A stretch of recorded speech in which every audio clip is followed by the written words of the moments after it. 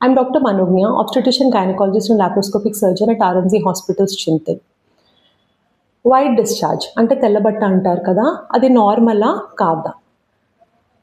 ప్రతి విమెన్కి reproductive age గ్రూప్లో మన మంత్ అంతా హార్మోన్స్ వల్ల మిడ్ సైకిల్ కానీ ఆర్ పీరియడ్స్ ముందు వెనక కానీ ఒక టైప్ ఆఫ్ డిశ్చార్జ్ ఉంటుంది, దాన్ని క్యారెక్టరిస్టిక్ డిశ్చార్జ్ అంటారు.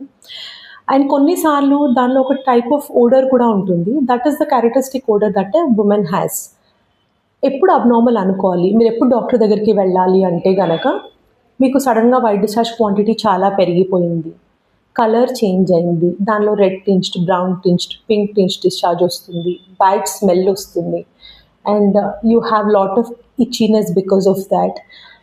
లేదు మీరు డయాబెటిక్ అయినా, మీ షుగర్స్ కంట్రోల్లో లేకపోయినా, అలాంటప్పుడు మీకు బాగా డిశ్చార్జ్ వస్తుంది అన్నా కూడా అవి ఇన్ఫెక్టివ్ అయ్యే ఛాన్స్ ఉంది. ఇన్ఫెక్టివ్ డిశ్చార్జెస్ ఎలా ఉంటాయి అంటే బ్యాక్టీరియల్ కావచ్చు, పారాసైటిక్ కావచ్చు, ఫంగల్ కావచ్చు.